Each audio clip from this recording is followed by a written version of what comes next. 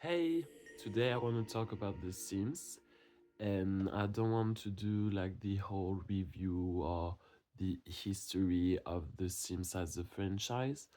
I just want to talk about my personal opinion about it, about my history with the game and all the games. So that's pretty much what we are going to do. I started with The Sims 2. I never played The Sims 1 few years ago, but just a little bit. Like, I'm really a Sims 2 player. So I started playing The Sims 2 really young, like I think I was maybe 7 years ago. And it was really a place for me to be free in a certain way. Because I could be like, I could be gay or I could be a woman and date all the men I wanted. Even if at the time I wasn't like, okay, I'm gay and I want to play a game where I can be gay, it was what was happening at the same time. And I really loved this game because I could be gay too. At the beginning, it wasn't even me that was playing, it was my sister. She was older than me. Doesn't want me to do the video. He really wants some hugs, I know, but it's not a good time. Leave me alone. He's putting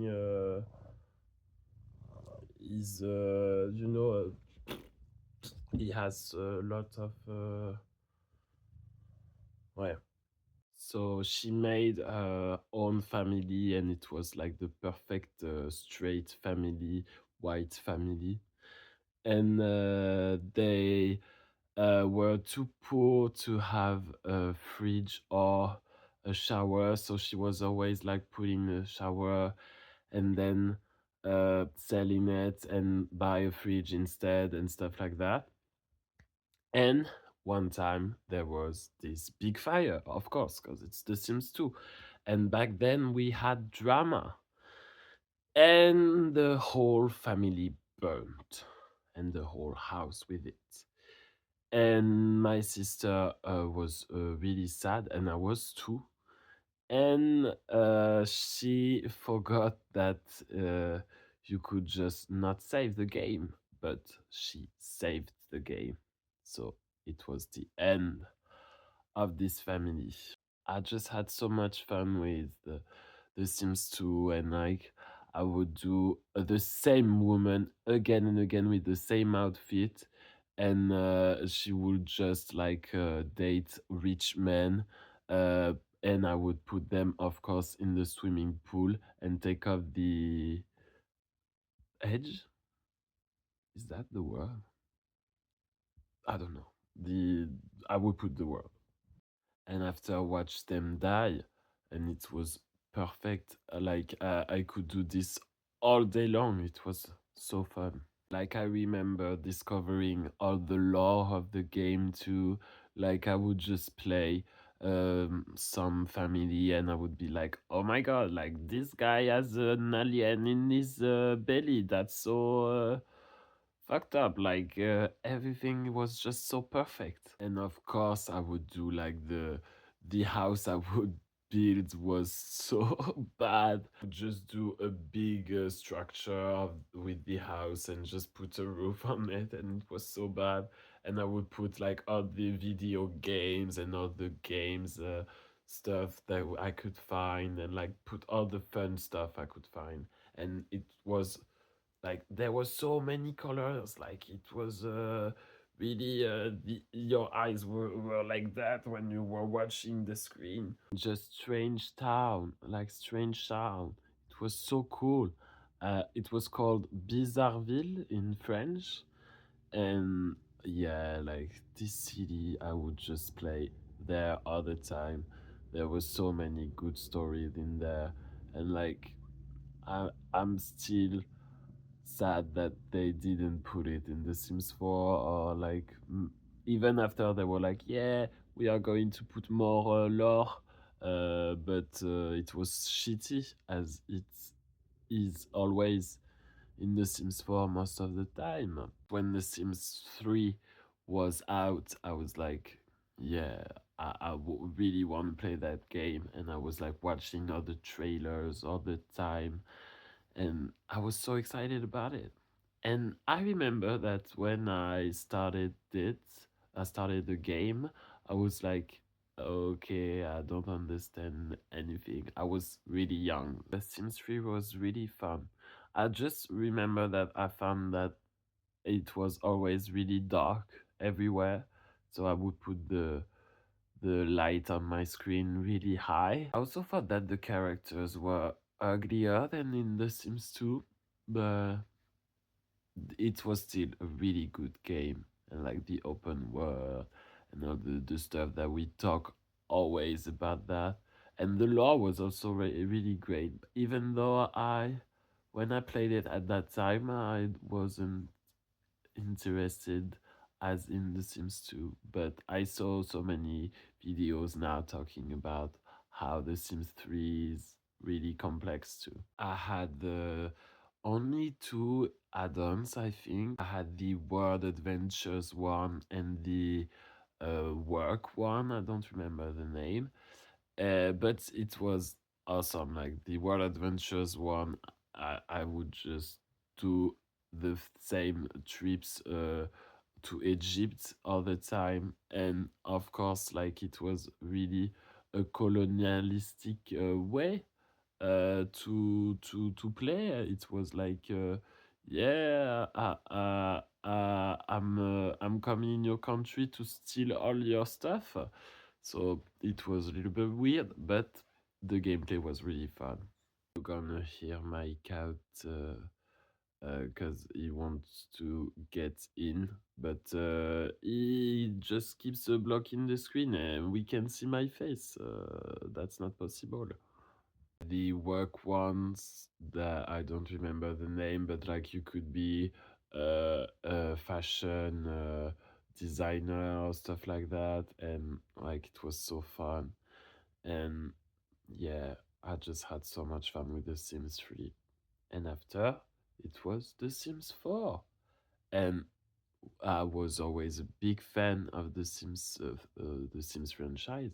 So when it started, I was like, I'm just gonna love this game like everyone else. And of course, it was the big crash of The Sims 4, and it was like, okay, there's literally nothing in the game, and I can't even like not even kill my Sims in the swimming pool. I can't even put them in the swimming pool. I didn't pay for the game at that time, if you know what I mean, but I played it and I was like, okay, that's pretty shitty.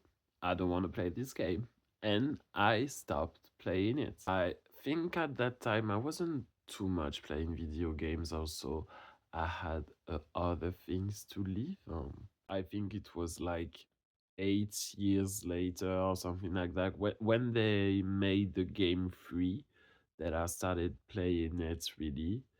And when I played it, I was like, oh, okay. So now it's not so bad as it was. Because when I played it at the first time, it was like awful. Of course, I started to become addicted to buy new add-ons, and I was like watching other YouTube videos about all the reviews of the add-ons, and I was like, okay, which one should I get? Because I can't have too much, but like it was the most important decision in my life. In The Sims 4, it's really like you buy a DLC and you're like, "Oh, okay, I'm having fun for 2 hours, and then you're like, okay, which add-on should I buy now? And it's wasn't like that with The Sims 2 or with The Sims 3. Like when you were playing one of the add-ons, you were like, okay, I don't care about the other add-ons. If I like this one, like there is just so much content and I can play for hundreds of hours with it. Then started my mod addiction, and it was better because it was free. Well, it can also not be free, but like if you still playing this game, I would advise you to give your money to the mothers and not EA, because like they need it more. I will download all the customized stuff I could find to have hot Sims and do all the wicked whims stuff.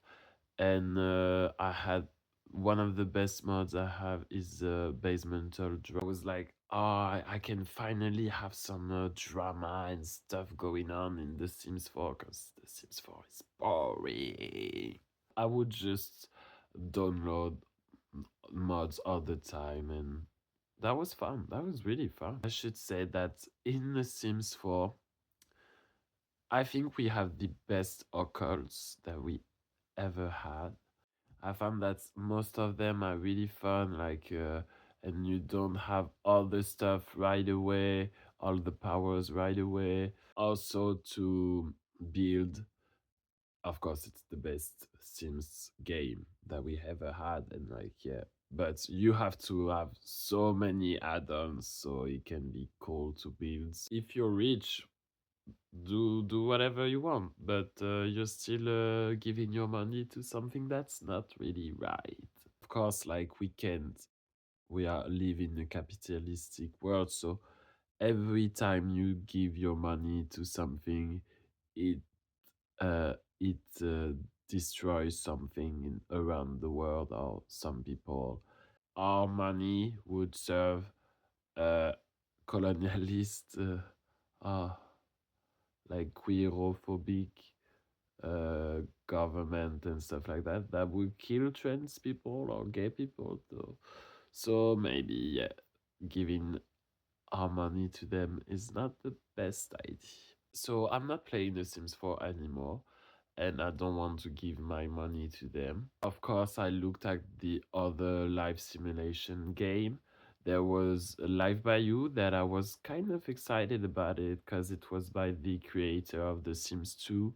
So I thought that maybe it would have the same lore and the same drama. But Life by You is dead. Now we have Inzoi.